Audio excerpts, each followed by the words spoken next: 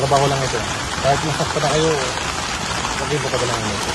Nagsama-sama ang pwersa mula sa Pangasinan Police Provincial PPO, Bugalyon Police at SWAT team sa labas ng isang bahay sa barangay Bacabak, Bugalyon, Pangasinan.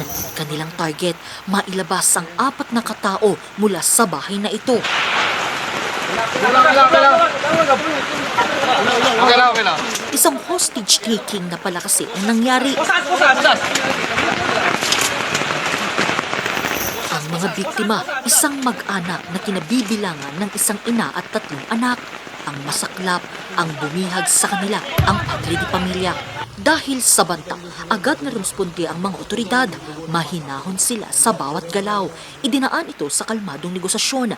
Inabot ito ng 2 oras hanggang sa pasukin na ng mga otoridad ang bahay. Okay lang. Ang gusto nung tatay, parang wag silang lumabas, parang hinold sila doon na ayaw niyang palabas na may isaktong suspect natin. So, dahil naman sa marami sila nakpan, 5 silang binabantayan doon. So, nakatakas naman itong nanay, binato niya yung itak sa labas. Pero, saglit lang, bigla na namang naging aggressive na naman siya at nagpakita naman na siya ulit ng hindi maayos na pag-uugali.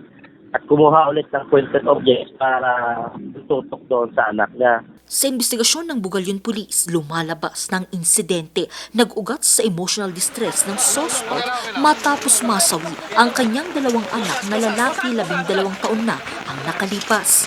Hinala raw kasi nito na nilason ang kanyang mga anak. Pag umiinom nga siya, hindi sila kumukuha ng tubig doon sa kanila, doon sa malapit sa kanila, pumupunta pa sila ng bayan para magsalok ng tubig at yun ang inumin nila. Kasi ang iniisip na nung suspect natin, na yung iniinom nila ay nilalagyan ng lason.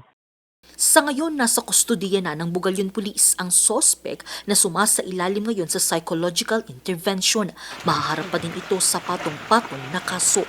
Sumasailalim na rin ngayon sa psychological intervention ang mga biktima. Pusas! Angel Arquero, RNG News.